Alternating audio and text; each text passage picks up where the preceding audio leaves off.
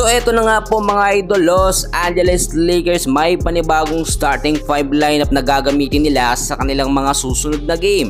At Luka Doncic natuwa't halos maiyak sa ginawa ng Lakers sa kanyang birthday celebration. Well, bago natin yan ipagpatuloy at pag-usapan mga kaibigan ko, patulong naman po ako ng isang like at subscribe bilang pagsuporta. Maraming salamat po. Well mga kaibigan, tignan muna natin yung naging laban kahapon ng Los Angeles Lakers at ng LA Clippers. Final score nila actually 106-102. 4 points ang kalamangan dito ng Lakers. And so far okay na okay ito dahil malakas ho na kupunan ng LA Clippers. Nasa top 5 po yan sa standings. Kaya hindi yan ganun kadaling talunin kung walang magandang sistema etong Lakers. Nakita natin mga kaibigan sa starting 5 lineup ng Lakers nagbago, no?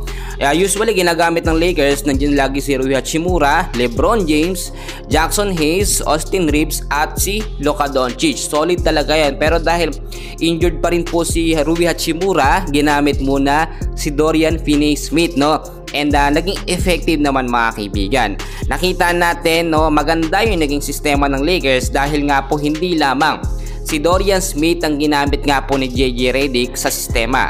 Na-injury din mga kaibigan, eto nga po si Austin Reeves sa first quarter ng game. And talagang nakita nyo naman, gumaganda na sana yung play ni Austin Reeves. Pero na-injury siya, hindi naman talaga may iwasan yan. So nakita naman natin, yung pagkakataon na yon, gumamit naman ng ibang player. Eto nga pong si JJ Redick. At si Dalton Knecht, yung nakita natin na sumalo doon sa dapat gagawin o trabaho, posisyon nga po nitong si Austin Reeves bilang isang shooting guard. At maraming tayong nakita na si Dalton Knecht talagang maganda ang performance, no? Yung mga tira niya sa labas talagang halos pumapasok po mga kaibigan, no? Napakalimit lamang niya sumablay. Alam niyo, bumabawi ngayon si Dalton Knecht dahil nga doon sa nangyaring trade. Buti na lang nakansela mga kaibigan. At ngayon nabibigyan po siya ng magandang minuto. Napansin din natin, no, napagod, pinalitan din muna si Jackson Hayes. Ito nga pong si Trey Jemison kahapon. Si Trey Jemison mga kaibigan, sentro yan, no, big man ng Lakers. Pero hindi masyadong nagagamit dahil alam niyo naman, hindi naman talaga siya fully may contract sa Lakers, no.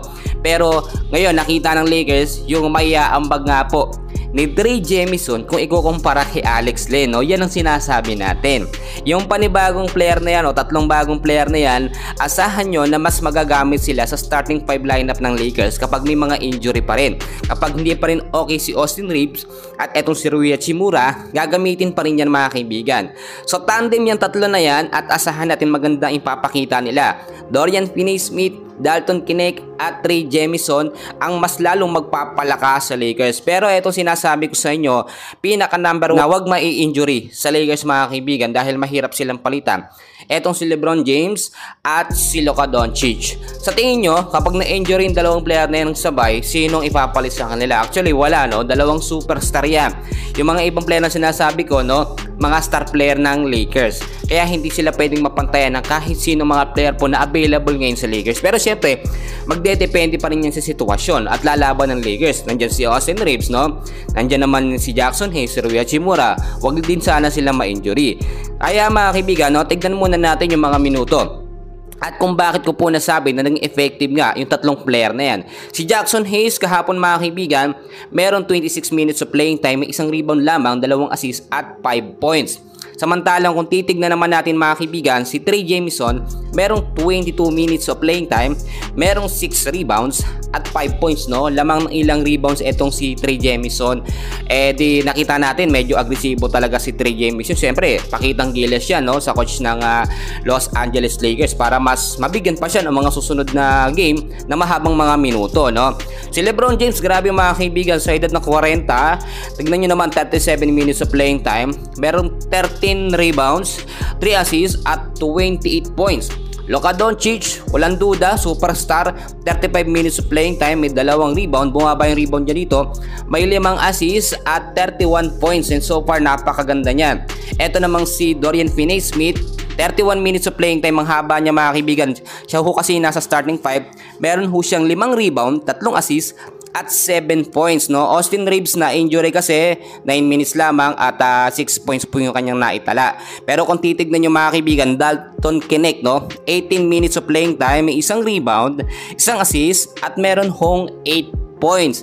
Ang sinasabi ko sa inyo mga kaibigan, limit pa yung oras nila Pero kung nagamit sa starting 5 yung tatlong player na yan, Trey Jemison, Dalton Knecht at Dorian Finney-Smith nagsabay-sabayan, mas magiging efektibo sila sa Los Angeles Lakers. Sa susunod na laban ng Lakers mga kaibigan, ang LA Clippers pa rin ang kanilang makakalaban. So ine-expect natin na itong LA Clippers ay babawi talaga, tre-resbakan itong Los Angeles Lakers. Sa pagkakataon ito, kung injury pa rin, no, o may injured pa rin, hindi pa okay itong si Austin Reeves at Rui Hachimura, expected na natin na gagamitin yung mga player na sinabi ko, no, para maging effective at mas lumakas po ang Los Angeles Lakers. Ang tsansa ng Lakers ngayon mga kaibigan magkampiyon, no, ay napakalaki na, napakataas na. Kung sa 100%, para sa akin nasa 70% na.